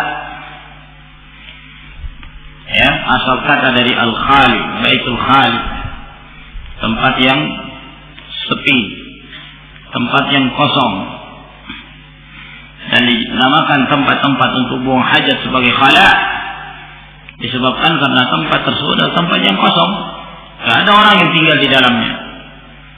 Yang tinggal di dalamnya adalah syaitan, dari kalangan syaitan, dari kalangan jin. Idza dakhala al-khala', apabila memasuki al-khala', yang zahir, yang nampak seakan-akan menunjukkan bahwa dianjurkan seseorang mengucapkan zikir ini ketika telah memasuki al-khala', telah berada di dalam tempat buang hajat. Namun bukan ini yang dimaksud oleh beliau hafizahullah radhiyallahu ta'ala anhu, bukan ini yang beliau maksudkan. Sebab penyebutan idza idza fa'ala kadza, terkadang yang dimaksud adalah idza arada, apabila menghendaki, apabila hendak melakukan sesuatu. Nah, seperti pula firman Allah Subhanahu wa taala, "Fa idza qara'ta al-Qur'ana fasta'iz billah." Apabila engkau membaca Al-Qur'an, maka ucapkanlah ta'awudz, berlindung diri kepada Allah Subhanahu wa taala. Bukan yang dimaksud ayat ini ketika engkau selesai membaca Al-Qur'an, tapi yang dimaksud adalah ketika engkau hendak membaca Al-Qur'an. Idza qara'ta yani idza aradta al-qira'ah, apabila engkau hendak membaca Al-Qur'an Karim. Demikian pula dalam riwayat ini, idza dakhala, apabila memasuki, maksudnya idza arada dukhulah, apabila hendak memasuki tempat membuang hajat.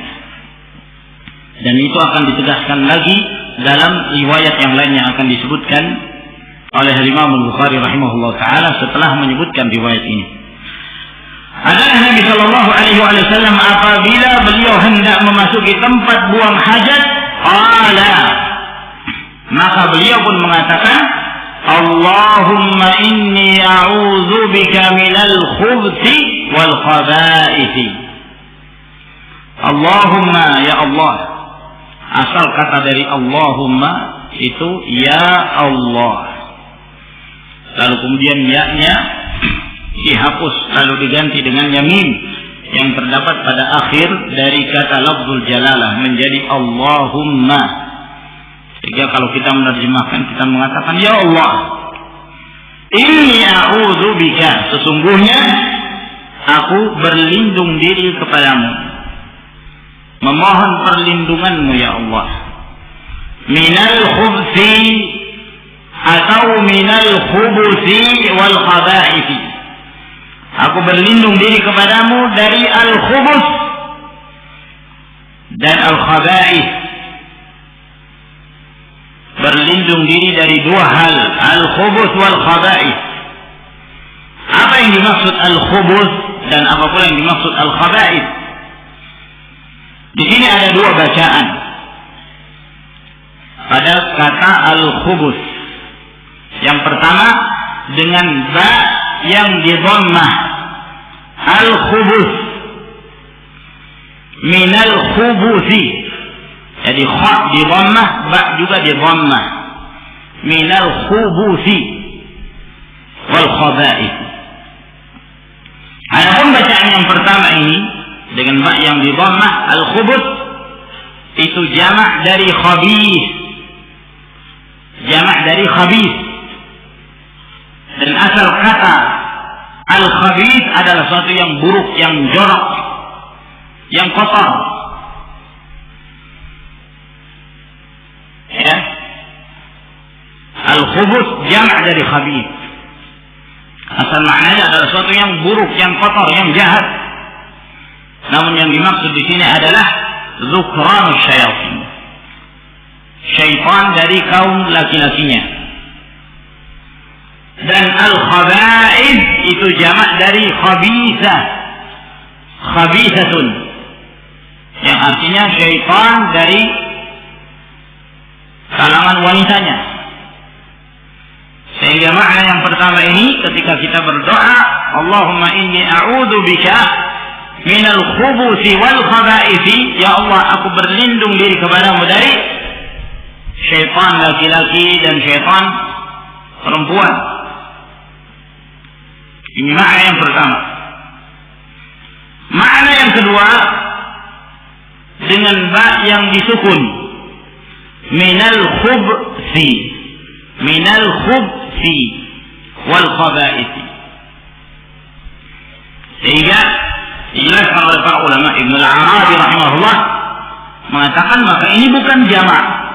Beda al-khubuth. Kalau al-khubuth itu jamak dari khabith.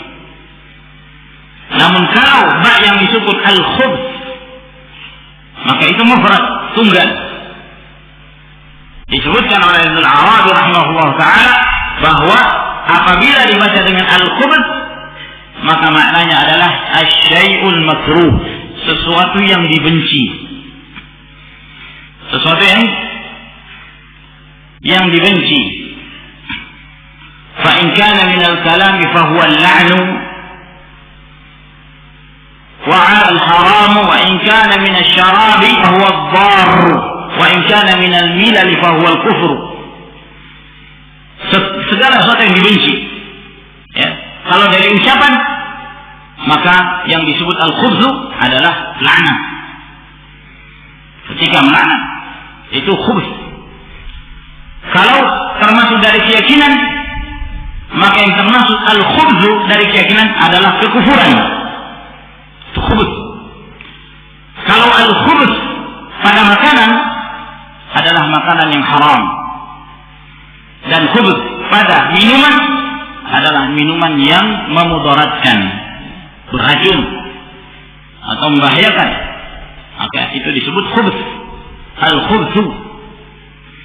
Sehingga ketika seorang berlindung, Allahumma inni a'udzubika minal khubthi, ya Allah, aku berlindung diri kepadamu dari segala sesuatu yang tidak disukai, yang dibenci, apa saja. Wal khaba'ith, adapun al khaba'ith yang dimaksud di sini adalah al-ma'asi, perbuatan kemaksiatan secara mutlak, atau perbuatan-perbuatan yang tercela secara mutlak. Maka dari sini, ma'asyiral rahimakumullah, kita berkesimpulan bahwa ada dua cara membaca zikir ini. Apakah dengan ba yang di dhammah atau ba yang disukun? Nah, dan telah kita jelaskan masing-masing dari maknanya. Atau kita mengatakan Allahumma inni a'udzubika minal khubuthi wal khaba'ith. Kalau al khubuthi maknanya apa?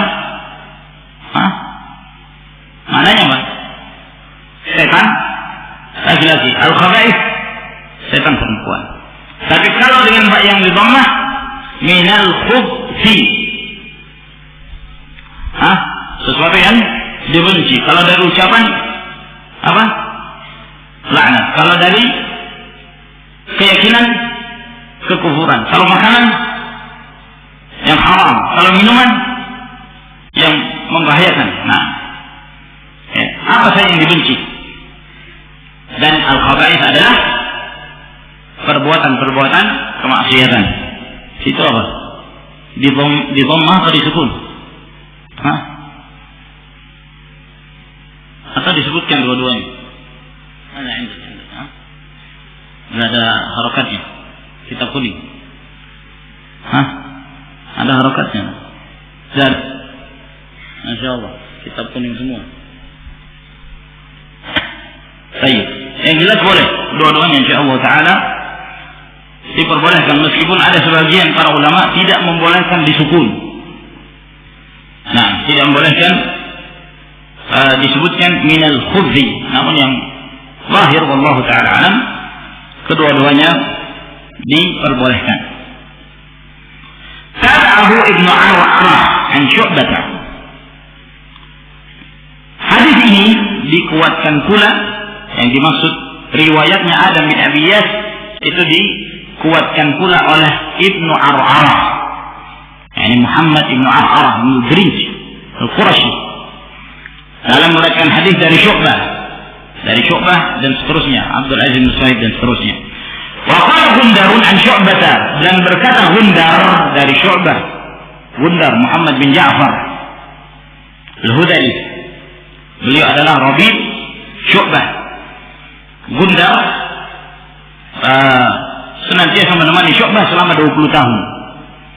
Nah, sebabkan karena Syu'bah menikahi ibunya Gundar, sehingga ini jadikan kesempatan bagi Gundar untuk mengambil riwayat-riwayatnya Syu'bah dan meriwayatkan darinya, sehingga Gundar termasuk di antara perawi yang paling terpercaya dalam meriwayatkan hadis dari Syu'bah bin Al-Hajjaj. Nah, disebutkan dalam riwayat Gundar dari Syu'bah dengan lafaz idza atal khala'a, apabila mendatangi al-khala', tempat buang hajat.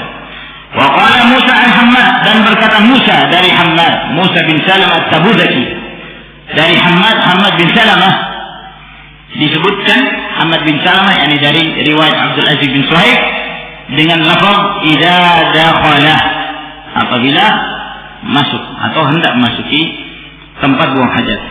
Wa qala Sa'id bin Zaid haddatsana Abdul Aziz. Adapun Sa'id bin Zaid ini saudaranya Hamad bin Zaid. Namun Hamad bin Zaid adalah seorang perawi yang thiqah. Adapun Sa'id bin Zaid ini Al-Imam Al-Bukhari rahimahullah taala tidak menyebutkan hadis perawi ini kecuali di tempat ini. Ini satu-satunya tempat di mana Al-Imam Al-Bukhari menyebutkan hadis Sa'id bin Zaid. Tidak ada di tempat yang lain. Disebabkan karena Sa'id bin Zaid dalam hal hafalan terdapat kelemahan dalam periwayatan. Itu pun Al-Imam Al-Bukhari tidak menyebutkan riwayatnya sebagai sandaran, namun hanya sebagai penguat dan pendukung riwayat yang lainnya. Berkata Sa'id bin Zaid, haddatsana Abdul Aziz, telah memberitakan kepada kami Abdul Aziz. Ini Abdul Aziz bin Suhaib Al-Bunani, disebutkan dengan lafaz idza arada ayyadkhula, apabila beliau hendak memasuki tempat buang hajat. Maka riwayat Sa'id bin Zaid dari Abdul Aziz ini lebih memperjelas riwayat sebelumnya, karena dalam riwayat ini dijelaskan idza arada ayyadkhula, apabila hendak memasuki tempat buang hajat. Maka ini menjelaskan riwayat sebelumnya bahwa yang dimaksud apabila memasuki yaitu hendak memasuki tempat buang hajat. Maka riwayat ini ma'asyiral muslimin rahimakumullah menjelaskan kepada kita beberapa faedah. Di antara faedah dari riwayat ini, dianjurkannya seorang beristi'adzah, berlindung diri kepada Allah Subhanahu wa ta'ala apabila hendak memasuki tempat buang hajat. Apabila hendak memasuki tempat buang hajat, ini apabila tempat tersebut merupakan tempat yang sudah disiapkan untuk buang hajat. Seperti misalnya sekarang ini, ya, masing-masing rumah sudah punya WC masing-masing di rumahnya, ya, sehingga tidak memerlukan dia untuk keluar. Beda dengan zaman dahulu. Orang-orang dahulu kesulitan. Kalau mereka hendak buang hajat, mereka keluar pergi ke tempat yang jauh. Nah, dan itulah yang dialami oleh Rasulullah SAW dan para sahabat. Para wanita mereka tentu lebih harus menutupi diri, sehingga mereka mencari-cari waktu. Kalau sudah di malam hari baru mereka keluar untuk buang hajat. Nah, adapun sekarang alhamdulillah nikmat dari Allah Subhanahu wa taala. Ingin buang hajat tinggal di rumah, tidak perlu keluar rumah. Nah, subhanallah. Bahkan kadang-kadang ada sebagian rumah masing-masing kamar punya WC. Nah, tidak perlu keluar dari kamar. Nah, ini nikmat dari Allah Subhanahu wa taala yang patut untuk kita syukuri. Lalu gimana cara menerapkan hadis ini? Idza arada, ketika hendak memasuki, yakni sebelum kita masuk ke kamar mandi atau ke WC tersebut. Sebelum kita masukinya, sebelum kita melewati pintunya, maka kita membaca dari luar. Lalu gimana kalau misalnya di tempat-tempat yang, karena tidak selalu kita ketika buang hajat harus ke tempat yang sudah disiapkan seperti itu. Kadang-kadang kita di perjalanan misalnya, ya kan, butuh buang hajat, buang air kecil misalnya, ya. Nah, dalam perjalanan naik bus, lalu kemudian seorang ingin buang air kecil, sehingga tentu dia mencari tempat tertentu, dan di situ dia ada tempat yang disediakan untuk buang hajat. Nah, gimana caranya? Dan kapan dia mengucapkan doa ini? Kata para ulama, inda syurur, ketika akan melakukannya, ya, ketika akan melakukannya. Dan di situ terlihat ada tanda-tandanya. Misalnya seorang ingin buang air besar, buang hajat, ya, pada saat dia akan mengangkat pakaiannya, maka di situ dia membaca doa ini. Nah, atau ketika buang air kecil, pada saat dia membuka celananya, nah, membuka sirwal atau yang semisalnya. Nah, ya, misalnya afwan kalau ada rosleting misalnya dibuka, sambil membaca Allahumma inni a'udzubika minal khubuthi wal khaba'ith. Ketika akan dibuka, yang jelas di situ ada tanda-tanda yang menunjukkan bahwa dia akan buang hajat. Ya. Termasuk di antara hikmahnya membaca zikir ini adalah agar kemudian kita tidak diganggu oleh syaitan. Dan agar mereka tidak melihat aurat kita. Dan ini yang disebutkan dalam beberapa riwayat. Seperti yang disebutkan dalam riwayat Tirmidzi, Ibnu Majah dari hadis Ali bin Abi Thalib. Juga datang dari hadis Abu Sa'id Al-Khudri, Ibnu Mas'ud, Muawiyah bin Haidah. Bahwa Nabi SAW mengatakan, "Satru ma bainal jinni wa awghati bani Adam. Idza dakhala al-khala'a yaqulu bismillah. Allahumma inni a'udzubika minal khubuthi wal khaba'ith." Yang akan menjadi penghalang antara jin dengan auratnya manusia adalah ketika dia mendatangi khala lalu mengucapkan. Nah, jadi menunjukkan bahwa zikir ini akan menghalangi seorang untuk diganggu oleh syaitan dan agar auratnya tidak terlihat oleh kalangan jin. Sebab jin mereka bisa melihat kita. Mereka bisa melihat manusia dalam keadaan kita tidak bisa melihat mereka. Dan itu telah menjadi sunnatullah. Begitulah Allah Subhanahu wa taala menciptakan mereka.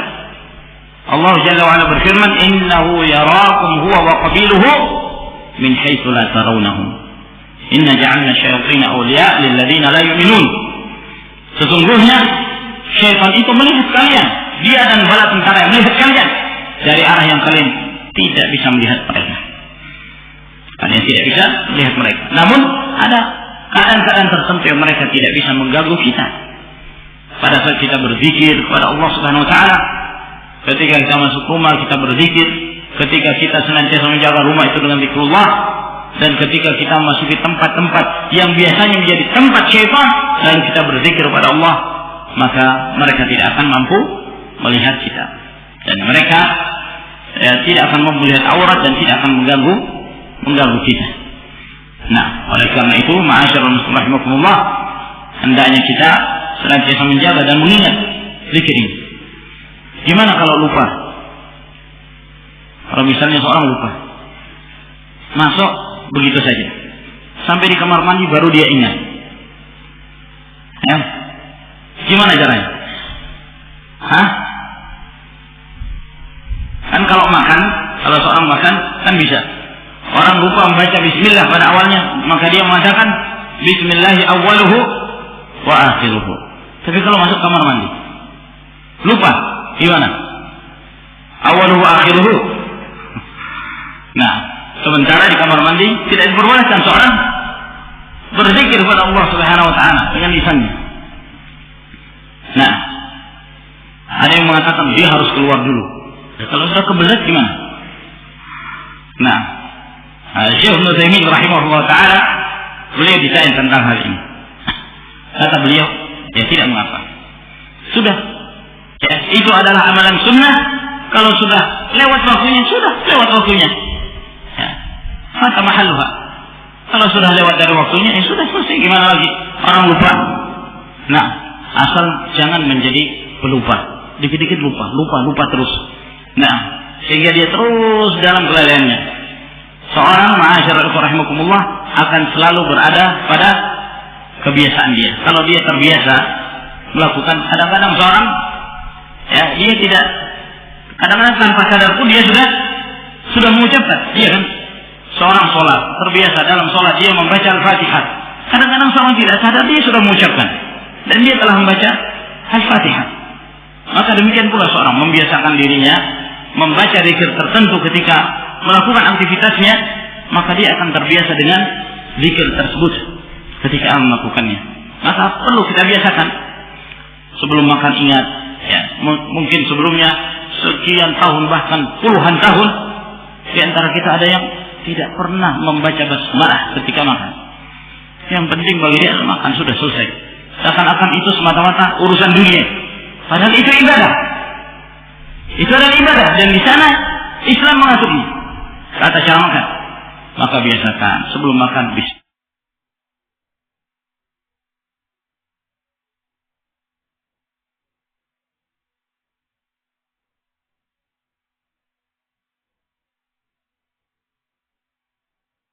anta musyrifun 'alal jannah. Katakan kepadanya apabila engkau telah menemuinya, wahai fulan, bertakwalah kamu kepada Allah dan mendekatkan dirilah kamu kepada Allah Subhanahu wa taala dengan apa yang telah kamu yakini sekarang ini, apa yang kamu jalani sekarang ini, yaitu ujian yang beliau hadapi di penjara dengan penuh penyiksaan dari khalifah. Bersabar dan mendekatkan diri kepada Allah Subhanahu wa taala dengan apa yang telah engkau jalani sekarang ini, dan jangan engkau gentar kepada siapapun. Dan hendaknya engkau yakin insyaallah engkau akan menuju surga Allah Subhanahu wa taala. Engkau telah mendekati jannah. Lalu kemudian beliau mengatakan, wa qul lahu haddatsana al-Laits bin Sa'd an Muhammad bin Ajlan an Abi Zinan an al-A'raj an Abi Hurairah radhiyallahu ta'ala anhu qala qala Rasulullah sallallahu alaihi wa alihi wasallam man aradakum ala ma'siyatillah fala tuti'uhu. Katakan kepadanya, yakni kepada Imam Ahmad, bahwa Al-Laits bin Sa'd telah memberitakan pada kami dari Muhammad bin Ajlan, dari Abu Zinad, dari Al-A'raj, dari Abu Hurairah, beliau berkata bahwa Rasulullah sallallahu alaihi wasallam bersabda, barang siapa di antara kalian yang menginginkan kalian berbuat kemaksiatan kepada Allah Subhanahu wa taala, siapa saja dia, fala tuti'uhu, maka jangan kalian taat kepadanya. Jangan kalian menurutinya, siapapun dia, meskipun dia seorang khalifah, bahkan meskipun kedua orang tua kalian, siapa saja yang menghendaki atas kalian bermaksiat kepada Allah Subhanahu wa ta'ala, jangan kalian taat kepadanya. Maka inilah pesan-pesan Adam bin Abi Iyas untuk disampaikan kepada Imam Ahmad bin Hanbal rahimahullah ta'ala. Maka kata Abu Bakar Al-Ayan rahimahullah, aku pun berangkat ke Baghdad dengan membawa pesan ini. Lalu setelah itu aku mendatangi penjara yang di sana dipenjara Imam Ahmad bin Hanbal rahimahullah ta'ala. Lalu setelah itu aku mengucapkan salam kepadanya dan aku menyampaikan pesan salam dari Adam bin Abi Iyas. Lalu aku pun mengatakan kepadanya pesan-pesan dari Adam rahimahullah ta'ala. Setelah itu beliau mengikirkan ucapannya Adam bin Abi Iyas, yakni Imam Ahmad rahimahullah. Lalu setelah itu dia mengangkat kepalanya sambil dia mengatakan rahimahullah hayyan wa mayyita, rahimahullah hayyan wa mayyita falaqad ahsana an-nasihah. Semoga Allah merahmatinya ketika hidup dan ketika mati, sungguh dia telah baik dalam menyampaikan nasihat. Sungguh dia telah baik dalam menyampaikan nasihat. Lihat ma'asyiral muslimin rahimakumullah, para ulama dahulu saling menasihati di antara mereka, saling memesankan agar istiqamah dan kokoh di atas kebenaran. Apabila mereka telah meyakini satu prinsip di dalam Islam, maka mereka berpegang teguh kepadanya dan saling menasihati di antara mereka untuk istiqamah di atasnya, dan juga menjelaskan kepada kita tentang keteguhan para ulama di mana mereka bersabar di atas sunnah Rasul sallallahu alaihi wasallam di tengah-tengah ujian yang mereka hadapi, menyebarnya pemikiran-pemikiran sesat dan menyimpang. Beliau berkata, haddatsana Syu'bah,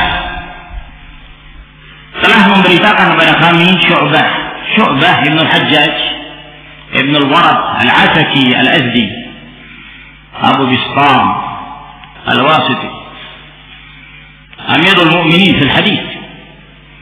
Beliau dikenal sebagai Amirul Mu'minin dalam ilmu hadis, sebagaimana dikatakan oleh Sufyan Ats-Tsauri rahimahullah ta'ala.